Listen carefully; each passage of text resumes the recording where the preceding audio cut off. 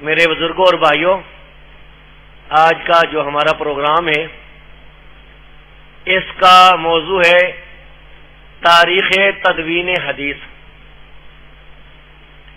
تدوین کا مطلب ہے مدون کرنا، جمع کرنا، لکھنا، یاد رکھنا، مدون کرنا، یہ ساری چیزیں اس میں آتی ہیں۔ اور حدیث کے بارے میں آپ جانتے ہیں کہ نبی کریم صلی اللہ علیہ وسلم کے اقوال اور افعال اور تقریرات انہیں حدیث کہا جاتا ہے۔ اسی میں سے اہل حدیث کا لفظ ہے، حدیث پر عمل کرنے والے۔ تو موضوع کے مطابق قرآن کریم کی جو آیت میں نے آپ کے سامنے تلاوت کی ہے، اس میں اللہ تبارک و تعالیٰ فرماتا ہے کہ ہم نے ذکر اتارا اور ہم ہی اس کی حفاظت کرنے والے ہیں۔ ذکر سے مراد قرآن ہے اور اسی طرح نبی کریم صلی اللہ علیہ وسلم کا فرمان ہے۔ قرآن اور حدیث یہ دونوں چیزیں ذکر ہیں، کیونکہ قرآن میں اللہ نے اپنے نبی کی اطاعت کا حکم دیا۔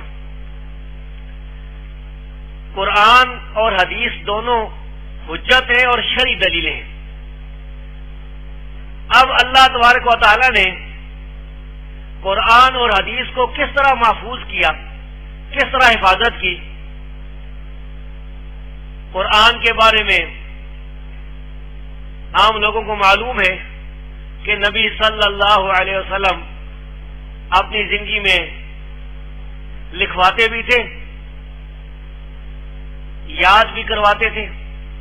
صحابہ نے اسے یاد بھی رکھا اور لکھے ہوئے اوراق اکٹھے کر کے ابوبکر صدیق رضی اللہ تعالیٰ عنہ نے قرآن کو جمع کر دیا۔ پھر عثمان رضی اللہ تعالیٰ عنہ نے قرآن کریم کے کئی نسخے بنا کر عالم اسلام میں پھیلا دیے۔ اسی طرح حدیث کی حفاظت کے لیے اللہ تبارک و تعالیٰ نے مختلف ذرائع پیدا فرمائے۔ حدیث کی حفاظت اور تدوین کے لیے 5 بڑی چیزیں ہم نے جو تاریخ کا مطالعہ کیا ہے، اسماء اور رجال کا اور حدیث کا، تو 5 بڑی چیزیں ہمارے سامنے آئی ہیں۔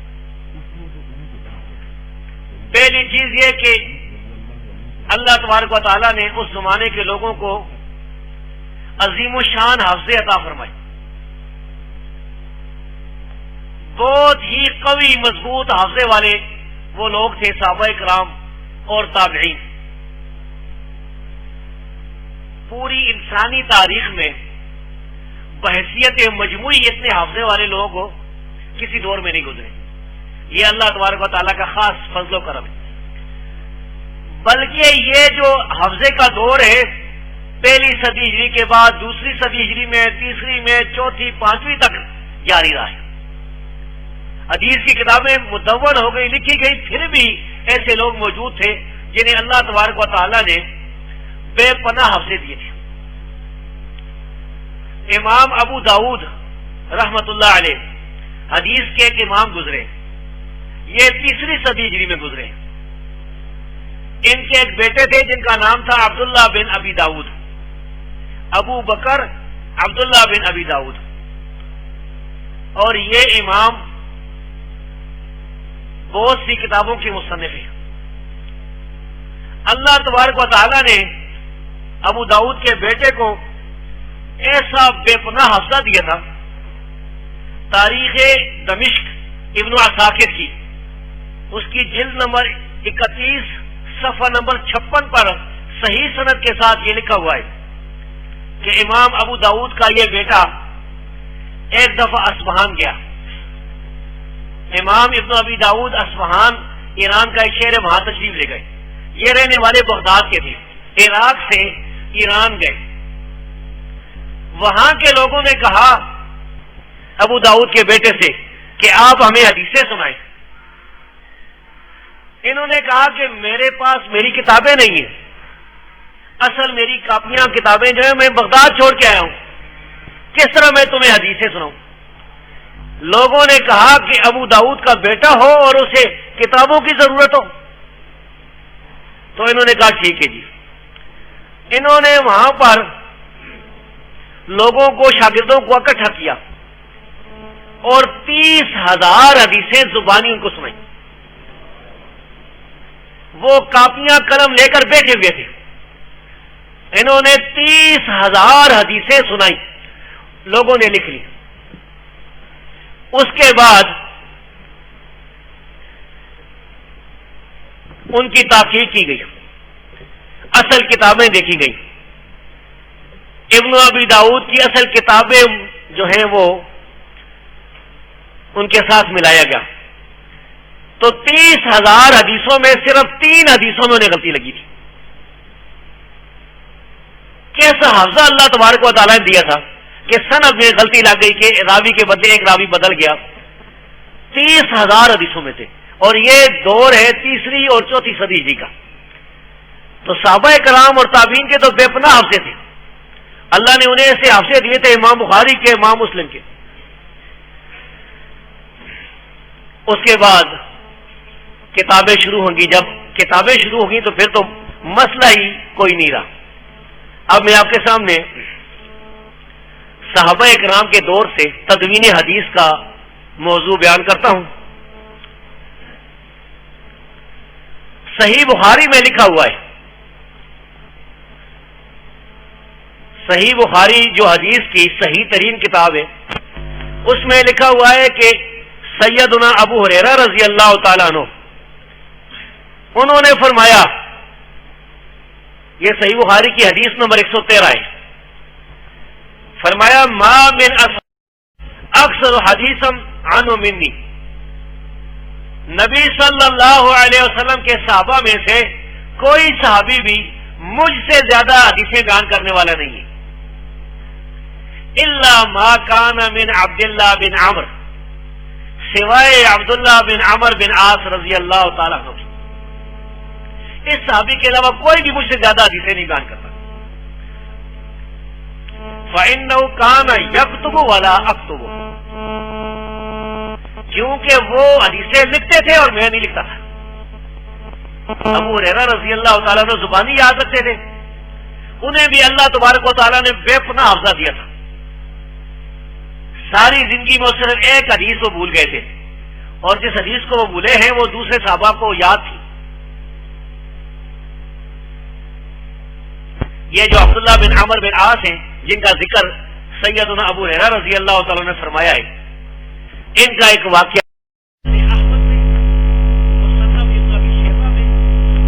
داؤد میں، مسند دارمی میں صحیح سندوں کے ساتھ لکھا ہوا ہے. اور یہ واقعہ اہل حدیث علماء عام طور پر بیان بھی کرتے ہیں. فرماتے ہیں کہ میں رسول اللہ صلی اللہ علیہ وسلم کی ہر بات کو لکھ لیتا تھا. جب یہ آپ کی مجلس میں جاتے تھے، نبی صلی اللہ علیہ وسلم کے مجلس میں پہنچتے تھے، وہاں اپنے پاس قلم کاغذ لے کر وہ لکھ دیتے تھے، ہر چیز لکھتے تھے. میں چاہتا تھا کہ میں اسے محفوظ رکھوں، میرے پاس محفوظ ہوں. تو قریشیوں نے، قریشی صحابیوں نے، قریش نے مجھے منع کیا. انہوں نے کہا کہ اے عبداللہ، آپ ہر چیز لکھ لیتے ہیں، نبی صلی اللہ علیہ وسلم جو فرماتے ہیں آپ اپنے پاس لکھ لیتے ہیں. حالانکہ رسول اللہ صلی اللہ علیہ وسلم بشر ہے، انسان ہے. کبھی آپ غضب میں ہوتے ہیں، غصے میں ہوتے ہیں، کبھی آپ خوش ہوتے ہیں. یعنی لوگوں نے انہیں مشورہ دیا کہ تم نہ لکھو. انہوں نے کہا کہ میں نے لکھنا چھوڑ دیا. جب لوگوں نے کہا، قریشیوں نے کہا، تو میں نے لکھنا چھوڑ دیا. پھر اس کے بعد وہ رسول اللہ صلی اللہ علیہ وسلم کے پاس تشریف لے گئے اور جا کر کہا کہ میں نے لکھنا چھوڑ دیا ہے، اس لیے کہ مجھے لوگوں نے منع کر دیا. تو رسول اللہ صلی اللہ علیہ وسلم نے فرمایا، اکتب، اے عبداللہ لکھ. فوالذی نفسی بیدی، اس ذات کی قسم جس کے ہاتھ میں میری جان ہے، ما خرج منی الا حق، کی زبان سے سوائے حق کے کچھ نکلتا ہی نہیں، سوائے حق کے کچھ نکلتا ہی نہیں۔ اس سے پتا چلا کہ صحابہ کرام نبی صلی اللہ علیہ وسلم کی حدیثیں لکھتے تھے۔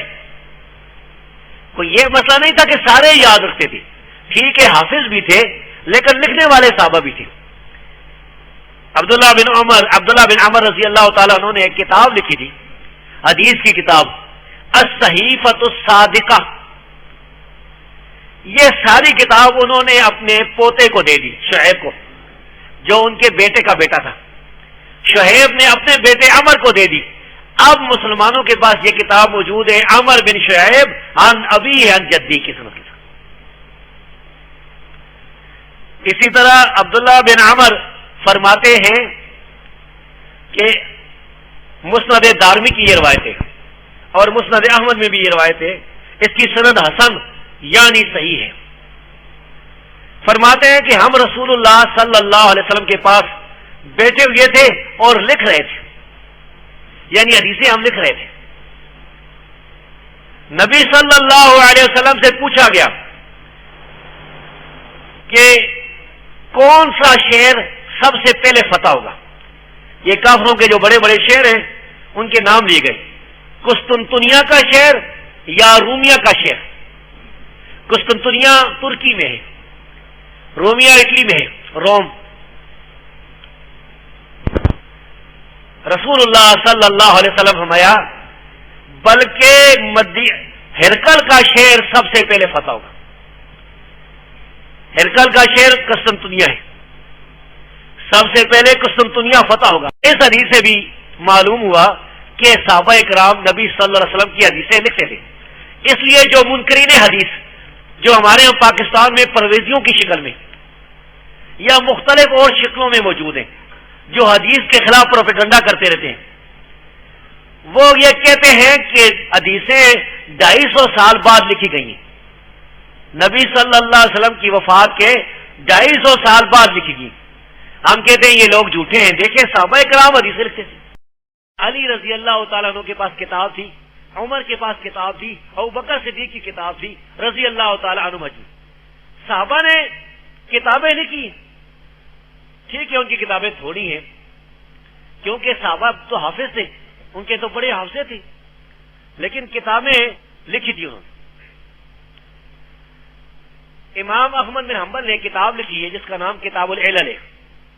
اس میں صحیح سند کے ساتھ ایک بڑے امام عبداللہ بن عون رحمت اللہ علیہ سے نقل کرتے ہیں کہ ہم حسن بصری جو عراق بصرہ کے رہنے والے ایک بڑے امام تھے ان کے پاس گئے۔ تابعین اور تبع تابعین ان کے پاس پڑھتے تھے، تو یہ گئے جی اپنے استاد کے پاس۔ فَأَخْرَجَ إِلَيْنَا كِتَابًا مِنْ سَمُرَةٍ۔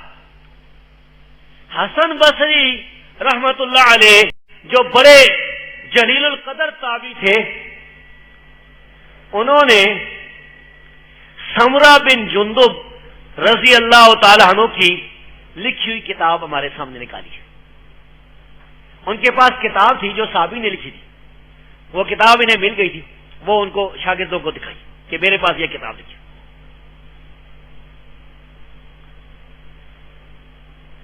سنن دارمی کے اندر صحیح سند کے ساتھ ایک واقعہ لکھا ہوا ہے۔ مرہ الحمدانی، ہمدان ایران کا ایک شہر ہے، یہ ایک تابعی ہے۔ یہ بیان کرتے ہیں کہ ابو قرہ الکندی ایک تابعی شام سے ایک کتاب لکھی ہوئی لے کے آئے۔ ایک کتاب جو کتاب لکھی گئی تھی شام میں، اس کتاب کو لیا انہوں نے اور لے کر آ گئے مدینہ میں یا کوفہ میں۔ آئے سیدنا عبداللہ بن مسعود رضی اللہ تعالی عنہ کے پاس۔ یہ بڑے عظیم و شان صحابی ہیں، بڑی فضیلتوں والے۔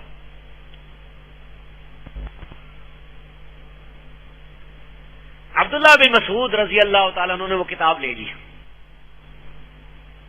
کتاب لے کر پڑھی پڑھے لکھے تھے. پڑھنے کے بعد انہوں نے کہا کہ ایک وہ لے کے آؤ, بڑی سی پلیٹ لے کے آ. انہوں نے کہا اسے پانی ڈالو. پانی ڈال دیا, وہ کتاب لے کر اس پلیٹ میں ڈال دی. اس کو تو اس زمانے میں تو چھاپا خانے تھے, شہری سے لکھی جاتی, ساری کتاب ضائع ہوئی. وہ سارا پانی کے ساتھ خراب ہو گئی, سیاہی ختم ہوئی. میرے پاس میری لائبریری میں ایک کتاب پڑھی ہے جس کا نام ہے کتاب السیرہ. السیرہ اتنی موٹی کتاب ہے, اس کے تقریباً صفحے ہیں جی 700, اور یہ پوری کتاب نہیں ہے, یہ اتنی ہی چھپی ہے جتنی ملی ہے.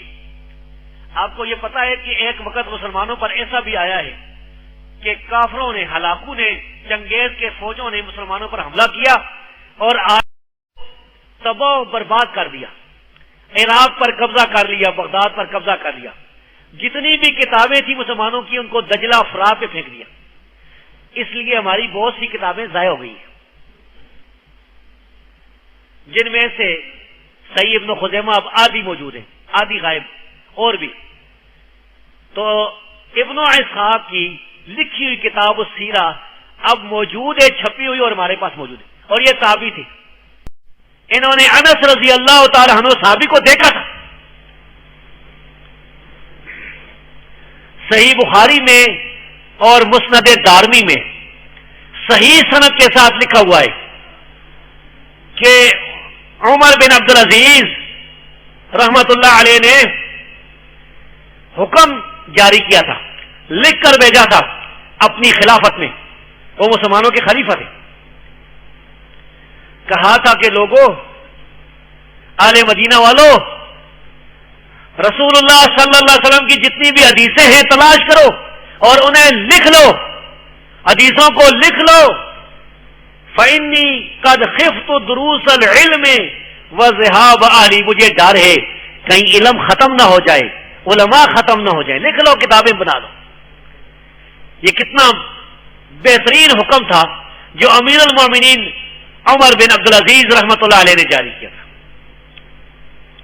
سعید بن جبیر رحمت اللہ علیہ ایک بڑے تابعی تھے, بڑی خوبیوں والے, اور شہید ہوئے تھے. یہ عبداللہ بن عباس رضی اللہ تعالیٰ عنہ کے شاگرد تھے. یہ کہتے ہیں کہ میں عبداللہ بن عباس رضی اللہ تعالیٰ عنہ کے ساتھ سفر کرتا تھا. رات کو اگر عبداللہ بن عباس رضی اللہ تعالیٰ عنہ کوئی حدیث بیان کرتے تھے تو یہ اونٹ پر بیٹھے ہوتے تھے, ادھر ہی لکھ لیتے تھے. پھر کہتے تھے دوسرے صبح کو پھر میں اسے اپنی کتاب میں لکھ لیتا تھا. بھائی یہ پروپیگنڈا نہیں کرنا چاہیے کہ حدیثیں امام بخاری نے لکھی ہیں, امام مسلم نے, پہلے نہیں لکھی جاتی. صحابہ کے دور میں لکھی گئی ہیں, تابعین کے دور میں لکھی گئی ہیں.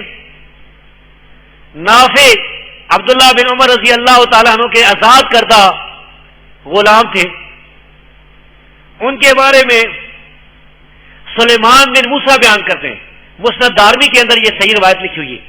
وہ کہتے ہیں کہ میں نے دیکھا کہ امام نافع مدینہ کے بڑے امام تابعی بیٹھے ہوئے تھے, شاگرد سامنے کے حدیثیں لکھ رہے تھے, وہ لکھا رہے تھے اور شاگرد لکھ رہے تھے. موسیٰ بن عقبہ ایک تابعی تھے, ان کا یہ واقعہ طبقات ابن سعد میں جلد نمبر 5 صفحہ 293 میں صحیح سند کے ساتھ لکھا ہوا ہے. وہ کہتے ہیں کہ قریب نام کے ایک بڑے امام تھے جو تابعی تھے. تابعی کہتے ہیں صحابی کے شاگرد کو. عبداللہ بن عباس رضی اللہ تعالیٰ عنہ کے شاگرد تھے. انہوں نے ہمارے پاس بطور امانت وہ کتابیں رکھی تھیں جو انہوں نے عبداللہ بن عباس رضی اللہ تعالیٰ عنہ سے سن کر لکھی تھی. اور یہ اتنی کتابیں تھیں کہ ان کو ایک اونٹ پر لاد کر لے کے جاتے تھے. اتنی کتابیں انہوں نے عبداللہ بن عباس سے قرآن کی تفسیر میں, حدیثوں میں سن کر لکھی تھی. پھر کہتے ہیں کہ عبداللہ بن عباس کے بیٹے علی، انہیں جب کوئی مسئلہ ہوتا، کوئی مشکل مسئلہ ہوتا، کوئی بات ہوتی، تو وہ میرے پاس آدمی بھیجتے، وہ کہتے کہ قریب کی لکھی ہوئی فلاں کتاب مجھے دے دو، تو میں پھر وہ اس کتاب کو پہلے اپنے پاس نقل کر دیتا، پھر انہیں دے دیتا، وہ اس میں سے مسئلہ دے کر اس کے مطابق عمل کرتے تھے۔ تو اسی طرح تابعین میں یہ چند مثالیں ہیں، اگر آپ دیکھیں گے تو بے شمار مثالیں پائیں گے۔ ابو قلابہ رحمت اللہ علیہ شام کے رہنے والے ایک بہت بڑے امام تھے، شامی ہیں۔ ان کے شاگرد ایوب سختیانی کہتے ہیں کہ ابو قلابہ نے، یہ طبقات ابن سعد میں، وصیت کی تھی۔ ابو قلابہ رحمت اللہ علیہ کی جب وفات کا وقت آیا تو انہوں نے وصیت کی تھی کہ میری کتابیں ایوب کو دے دے۔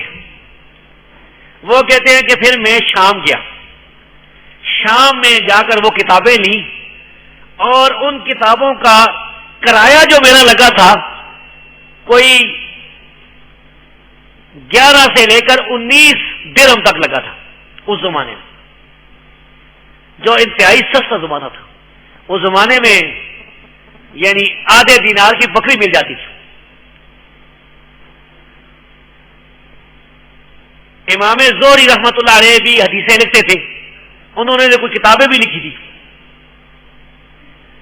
اسی طرح مجاہد مفسر قرآن، وہ بھی حدیثیں لکھتے تھے۔ تو حدیث کی تدوین ہوتی رہی۔ رسول اللہ صلی اللہ علیہ وسلم کی بات چونکہ دین ہے، وہی ہے، وہ اپنی خواہش سے کچھ کہتے ہی نہیں، جو کہتے ہیں اللہ کی طرف سے وہی ہوتی ہے۔ اس لیے اللہ تبارک و تعالیٰ نے ایسے وسائل پیدا فرمائے، ایسے انسان پیدا فرمائے جنہوں نے حدیثیں یاد بھی رکھی، انہیں لکھا بھی، کتابیں مدون کی۔ یہ تابعین کا دور ختم ہوا، اب آیا دور تبع تابعین کا، تابعین کے شاگردوں کا۔ تبع تابعین میں ایک امام ہے، امام آل مدینہ، امام دار الہجرہ، آپ ان کو جانتے ہیں انشاءاللہ۔ امام مالک، یہ جو ہمارے ہاں 4 اماموں کو لوگ کہتے ہیں نا 4 امام، حالانکہ امام تو خیر ہزاروں ہیں، ان 4 اماموں میں یہ بڑے امام تھے، امام مالک رحمت اللہ علیہ۔ انہوں نے حدیث کی ایک کتاب لکھی تھی، حدیث کا ایک مجموعہ لکھا تھا۔ خوش قسمتی سے اللہ کے فضل و کرم سے وہ کتاب اس وقت لکھی ہوئی مسلمانوں کے پاس موجود ہے، اور اس کے بے شمار نسخے۔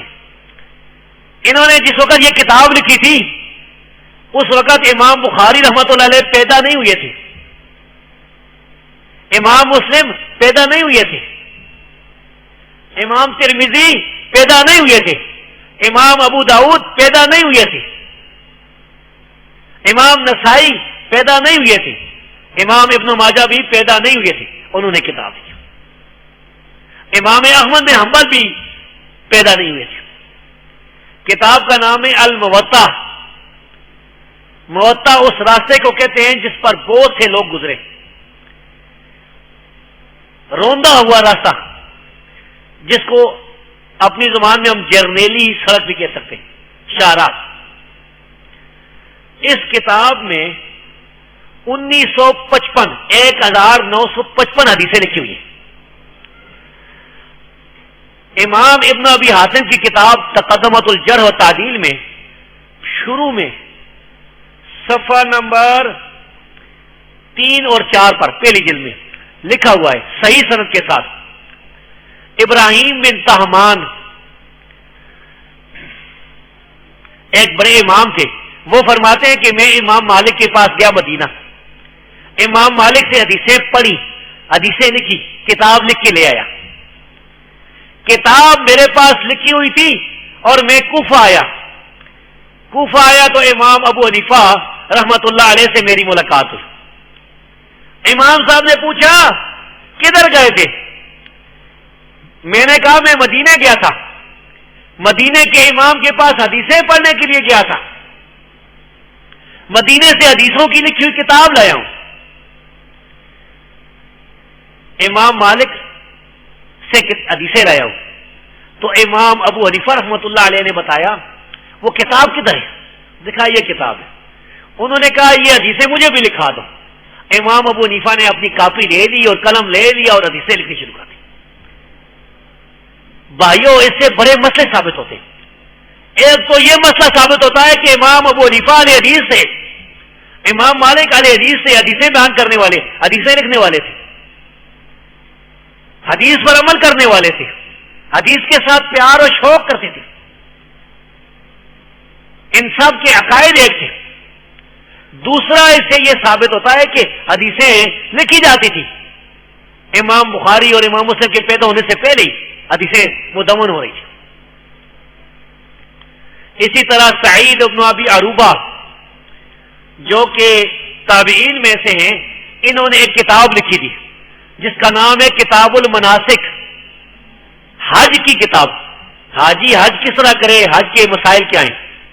اس کتاب کا کچھ حصہ ملا ہے اور وہ چھپا ہے، میرے پاس موجود ہے. وہ ہماری لائبریری میں یہ کتاب پڑی ہوئی.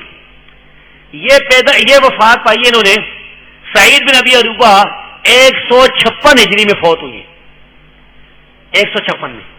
اور امام بخاری پیدا ہوئے تھے 194 میں. امام بخاری سے پتہ نہیں تقریباً 40 سال پہلے جو ہے یہ فوت ہوئی ہیں. امام ابو حنیفہ کے ایک شاگرد تھے جن کا نام ہے امام وکی، امام وکی ابن الجراح. انہوں نے بھی حدیث کی کتابیں لکھی تھی. ان کی کتابوں میں سے ایک کتاب اللہ کے فضل سے بچ گئی ہے اور چھپی ہوئی مارکیٹ میں موجود ہے. 3 جلدوں میں یہ کتاب میرے پاس موجود ہے. اس میں 539 حدیثیں لکھی ہوئی. اسی طرح اس دور کے ایک بڑے امام تھے جن کا نام ہے عبداللہ بن مبارک رحمۃ اللہ علیہ. یہ وہ انسان ہے جس کے سچا ہونے پر، امام ہونے پر، عالم ہونے پر، مجاہد ہونے پر، فقیہ ہونے پر، ساری خوبیوں کا جامع ہونے پر اجماع ہے. سب اہل سنت کا، اہل تشیع، روافض سب مانتے ہوں. عبداللہ بن مبارک رحمۃ اللہ علیہ انہوں نے کتابیں لکھی تھی. ان کی کتابوں میں کتاب الزہد اس وقت چھپی ہوئی موجود ہے مارکیٹ میں، اور اس میں 1627 حدیثیں جمع 436 حدیثیں، تقریباً 2000 حدیثیں لکھی ہوئی.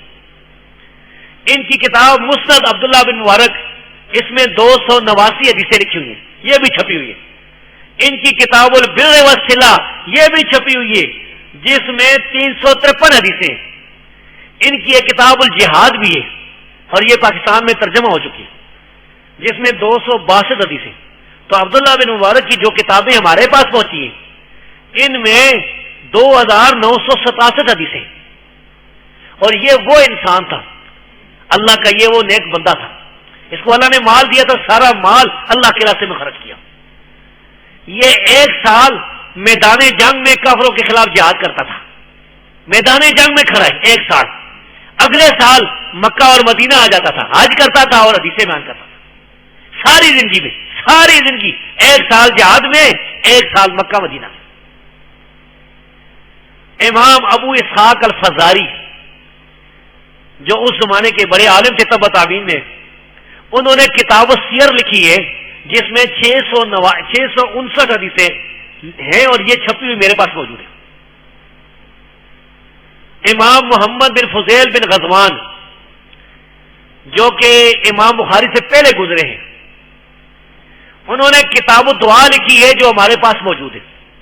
تو یہ 5-6 کتابیں تابعین کی جو میں نے آپ کے سامنے بیان کی ہیں، ان میں 6000 حدیثیں لکھی ہوئی ہیں.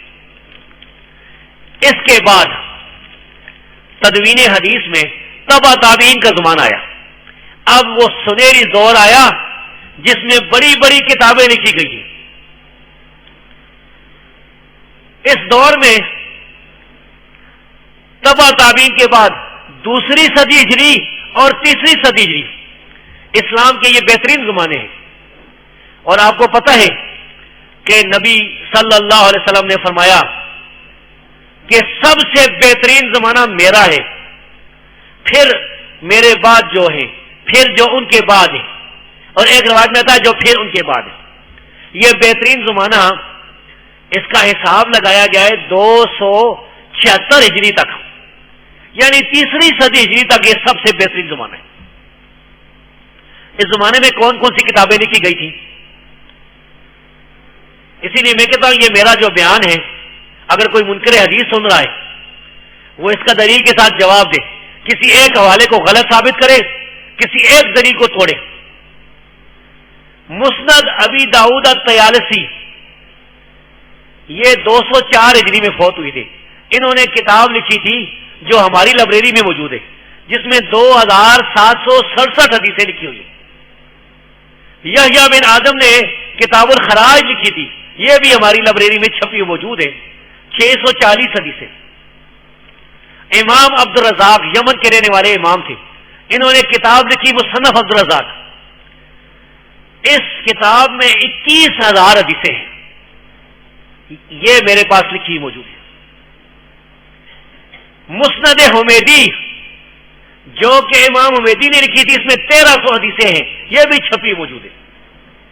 امام فضل بن دکین نے کتاب الصلاۃ لکھی تھی، اس میں 349 حدیثیں، یہ بھی چھپی موجود ہے. یہ جتنی کتابوں کے میں نام لے رہا ہوں یہ ساری موجود ہے ہمارے پاس اللہ کے فضل سے، اور یہاں گجرانوالہ میں بھی انشاءاللہ ہوں گی. امام ابو عبید نے کتاب الاموال لکھی ہے، جس میں 1998 حدیثیں. یہ ساری حدیثیں، یہ ساری کتابیں صحیح بخاری صحیح مسلم سے پہلے لکھی گئی، یہ یاد رکھیں. اس لیے یہ پروپیگنڈا کرنا کہ حدیثیں تدوین نہیں ہوئی تھی، یہ غلط ہے. ابو عبید کی کتاب الطہور، اس میں 419 حدیثیں. ابن ابی شیبہ کی مصنف، اس میں 37,000 حدیثیں ہیں، 37,930 یعنی 38,000 کے قریب. یہ بہت بڑی کتاب موجود ہے مارکیٹ میں، 15 جلدوں میں بھی ہے، مختلف نسخے ہیں اس کے. انہوں نے ایک دوسری کتاب لکھی تھی مسند ابن ابی شیبہ، یہ امام بخاری کے استاد تھے، اس میں 998 حدیثیں.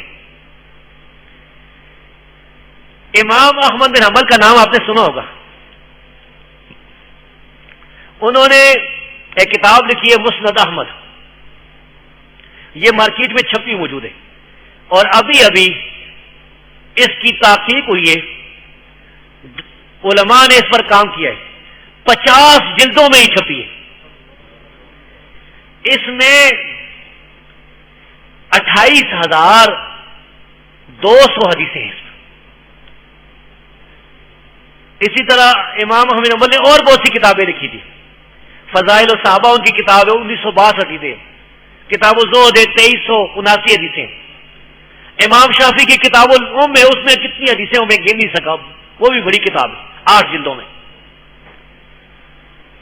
اسی طرح اور علماء نے بھی، حناد نے کتاب الزہد لکھی تھی جس میں 1442 حدیثیں. سنن سعید بن منصور میں 2978 حدیثیں. یہ جو میں نے آپ کے سامنے حوالے پیش کیے کتاب الام کو چھوڑ کر، اس میں 1,03,000 جو ہے 651 حدیثیں. اب یہاں پر ایک اور مسئلہ بھی آپ کو سمجھا دوں. یہ 1,00,000 حدیثیں ہیں. فرض کریں کہ یہ حدیثیں میں نے ایک استاد سے سنی ہے. اب میرے 10 شاگرد ہیں، وہ کہیں گے کہ ہمیں زبیر نے بیان کیا، اس کو فلاں استادوں نے، تو 1,00,000 حدیثیں 10,00,000 حدیثیں مان جائیں گی. آگے میرے جو 10 شاگرد ہیں، آگے ان کے آگے 10 شاگرد ہیں، تو ضرورت کرے تو کروڑوں حدیثیں بن جائیں گی. یہ جو آتا ہے نا کہ امام بخاری نے 7,00,000 حدیثوں میں سے یہ صحیح بخاری لکھی تھی، جس سے یہ مراد ہے. یہ سندے ہیں، یہ راویوں کے ذریعے ایک استاد کے 10 شاگرد ہیں، 10 سندوں سے وہ روایت آ رہی ہے، ایک استاد کے زیادہ شاگرد ہیں، زیادہ سندوں سے آ رہی ہے. تو اس کا مطلب غلط نکالتے ہیں بعض منکرین حدیث. تو یہ جو لاکھوں حدیثوں کو کہا جاتا ہے نا، یہ سندے مراد ہے. آخر میں اب درس کا چونکہ اختتام ہو رہا ہے، سوال جواب سے پہلے بعض منکرین حدیث ایک حدیث پیش کرتے ہیں جس میں آتا ہے، صحیح مسلم کی حدیث ہے کہ نبی صلی اللہ علیہ وسلم نے فرمایا مجھ سے تم کچھ بھی نہ لکھو، جس نے قرآن کے علاوہ کچھ لکھا ہے اس کو مٹا دے، اور میری حدیثیں بیان کرو، کوئی گناہ نہیں ہے، کوئی حرج نہیں، اور جس نے مجھ پر جھوٹ بولا وہ جہنم میں جائے گا، جہنم میں اپنا ٹھکانہ تلاش کر لے۔ یہ حدیث پیش کرتے ہیں، بھائی حدیثیں نہیں لکھ جائیے۔ تو اس کا ہم جواب دیتے ہیں، ہم کہتے ہیں بھائی یہ حدیث اگرچہ صحیح حدیث ہے لیکن منسوخ ہے۔ اس کے منسوخ ہونے کی دلیل یہ کہ رسول اللہ صلی اللہ علیہ وسلم نے اپنے آخری زمانے میں حدیثیں لکھنے کی اجازت دے دی تھی۔ نبی کریم صلی اللہ علیہ وسلم ایک دفعہ خطبہ دے رہے تھے، یہ حجۃ الوداع کا موقع ہے، آخری حج جو ہے، غالباً 9 یا 10 ہجری، 9 ہجری ہوگی غالباً یا 10 ہجری۔ تو اس موقع پر نبی صلی اللہ علیہ وسلم نے جو بیان فرمایا، ایک آدمی کھڑا ہو گیا، یہ صحیح بخاری میں ہے حدیث، اس کا نام ابو شاہ تھا، ابو شاہ یمن کا رہنے والا تھا۔ اس نے کہا یا رسول اللہ صلی اللہ علیہ وسلم، آپ یہ جو خطبہ دیا ہے یہ میرے لیے لکھوا دیں، یہ میرے پاس لکھا ہونا چاہیے۔ تو نبی پاک صلی اللہ علیہ وسلم نے فرمایا اکتبوا لابی شاہ، لکھو اس خطبے کو ابو شاہ کے لیے۔ تو منع والی حدیث منسوخ ہو گئی۔ اسی طرح ایک اور صحیح حدیث ہے، رسول اللہ صلی اللہ علیہ وسلم جب آخری بیماری میں تھے، وفات سے 2-3 دن پہلے، شدید بیمار تھے، نبی صلی اللہ علیہ وسلم فرمایا ایتونی بقرطاس اکتب لکم کتابا، ایک کاغذ لے آؤ میں تمہارے لیے کتاب لکھا دوں، پھر تم کبھی گمراہ نہیں ہوگے۔ امور سیاست میں، امور خلافت میں کوئی بات لکھانا چاہتے تھے، بعد میں شور ہوا اور وہ بات نہ لکھائی جا سکی، اس میں حکمت تھی، لیکن اس کا معاملہ دین کے ساتھ نہیں تھا۔ حدیث سے یہ پتہ چلتا ہے کہ رسول اللہ صلی اللہ علیہ وسلم ابوبکر صدیق کو خلیفہ بنانا چاہتے تھے، کیونکہ اسی حدیث میں بعض سندوں میں آتا ہے کہ آپ نے پھر فرمایا کہ یا اللہ والمؤمنون الا ابا بکر، اللہ بھی نہیں مانے گا اور مومن بھی نہیں مانیں گے مگر ابو بکر کو ہی، ابو بکر ہی خلیفہ بنیں گے رضی اللہ تعالیٰ۔ تو یہ آخری زمانے میں کتاب منگاتے کہتے لکھ کے دیتا ہوں، لکھواتا ہوں، تو پتہ چلا کہ یہ حدیث منسوخ ہو گئی۔ اور اسی طرح صحابہ کرام نے کتابیں لکھی تھی جو میں آپ کے سامنے حوالے بیان کر چکا ہوں، یہ بھی دلیل ہے کہ یہ حدیث منسوخ ہو چکی۔ تو منسوخ حدیث کو پیش کرنا یہ صحیح نہیں ہے، غلط بات ہے۔ ایک چیز منع کر دی گئی، آخر میں ختم ہو گئی، تو وہ بات پھر اجماع بھی اس پر ہوا، امت کا اجماع بھی ہوا کہ یہ منسوخ ہے۔ تو بھائی اللہ تبارک و تعالیٰ نے اپنے دین کی حفاظت اس طریقے سے کی، لوگ پیدا کیے، لوگوں نے قرآن کو بھی محفوظ کیا، لوگوں نے حدیث کو بھی محفوظ کیا، حدیث کے مجموعے مدون ہوئے، پھر صحیح بخاری اور صحیح مسلم کی شکل میں ایسی 2 کتابیں آ گئی مسلمانوں کے ہاتھ میں جن کی ہر حدیث صحیح ہے، رسول اللہ صلی اللہ علیہ وسلم سے سند کے ساتھ جو حدیث موجود ہے وہ ہر حدیث صحیح ہے۔ اور یہ اللہ کا بہت بڑا احسان ہے، قیامت تک قرآن اور صحیح بخاری اور صحیح مسلم یہ رہیں گے انشاءاللہ، اور لوگ ہدایت پاتے رہیں گے، اور جو بھی اس طریقے سے ہٹے گا وہ گمراہی کے غاروں میں گرے گا۔ اللہ تبارک و تعالیٰ نے حدیث کی حفاظت کے لیے محدثین کو حافظے بھی دیے تھے۔ بس ایک واقعہ آپ کے سامنے میں بیان کرتا ہوں آخری، اور پھر یہ میرا بیان ختم ہوگا انشاءاللہ۔ اگر ساتھی کوئی سوال جواب کرنا چاہیں گے تو کر سکتے ہیں۔ ابو عبداللہ محمد بن منہال الزریر البصری ایک عالم تھے، بصرہ کے رہنے والے، نابینا تھے، ان کی نظر نہیں تھی۔ ابو زرع الرازی، ایک اور واقعہ بھی یاد آ گیا، اگر اجازت ہے تو اس کے ساتھ وہ بھی بیان کر دو۔ اچھا کیونکہ بہت اہم واقعے ہیں۔ تو ابو زرع کہتے ہیں کہ میں ایک دن گیا محمد بن منہال کے بارے میں پاس، تو میں نے کہا کہ شیخ صاحب تفسیر جو آپ بیان کرتے ہیں، تفسیر کی کتاب جو یزید بن زریع سے آپ نے سنی تھی، وہ اپنے استادوں سے، وہ ذرا مجھے لکھا دیں۔ وہ کہتے ہیں کہ انہوں نے اس مجلس میں آدھی کتاب زبانی مجھے لکھا دی، اتنا بڑا حوصلہ تھا۔ پھر وہ مجلس ختم ہوئی، وہ چلے گئے۔ کچھ عرصے کے بعد وہ کہتے ہیں کہ میری ان سے ملاقات ہوئی تو اس نے کہا بیٹھ، اور شروع ہو گئے، جہاں پہنچے تھے اس سے آگے آدھی کتاب باقی زبانی لکھا دی۔ ایسا حافظہ اللہ نے دیا تھا انہیں، ایسا بے پناہ حافظہ۔ تو اسی امام ابو زرع رحمت اللہ علیہ کا میں حافظہ آپ کو بتاتا ہوں۔ یہ اللہ کا نیک بندہ اس دنیا سے جا رہا تھا۔ یہ واقعہ تقدمۃ الجرح و تعدیل میں، تاریخ بغداد میں اور دوسری کتابوں میں لکھا ہوا۔ اس کی وفات کا وقت تھا، اس کی موت کا وقت تھا، اور یہ بہت بڑا امام ہے، امام بخاری جیسا امام، اسماء و رجال کے بڑے اماموں میں سے، 3 صدی ہجری میں۔ اس کے ارد گرد بڑے بڑے جلیل القدر امام کھڑے تھے، رو رہے تھے، پریشان تھے، آنکھوں سے آنسو جاری تھے۔ ابو حاتم رازی موجود تھے، محمد بن مسلم بن وارا موجود تھے، دوسرے علماء موجود تھے۔ کسی نے کہا کہ ان کو کلمہ یاد دلائیں، مرنے والے کے پاس کلمہ پڑھنا جو ہے نا، تلقین کرنا، یہ اچھی بات ہے تاکہ وہ مرتے وقت کلمہ پڑھ جائے۔ انہوں نے کہا کس طریقے یاد دلائیں، کیا طریقہ؟ تو محمد بن مسلم بن وارا نے حدیث، وہ جو کلمے والی حدیث ہے نا، وہ حدیث پڑھنی شروع کر دی، لیکن وہ چونکہ افسوس تھا، غم تھا، اس لیے وہ بھولنے لگے، ان کی زبان لڑکھانے لگی، پوری حدیث نہیں پڑھ سکی۔ ابو زرع رازی رحمت اللہ علیہ چارپائی پر لیٹے ہوئے، سار تکیے پر تھا، سن رہے تھے، اپنا سار اٹھایا اور شروع کر دیا، حدثنا ابو عاصم قال حدثنا بندار قال حدثنا عبد الحمید بن عامر، آگے سے سنا، اگلی سنت میں بھول جاؤں، بہرحال اس میں صالح بن ابی عریب ہے، پتہ نہیں ہن مکون ان کثیر بن مرہ ان معاذ بن جبل، اس قسم کے الفاظ ہیں، اللہ معاف۔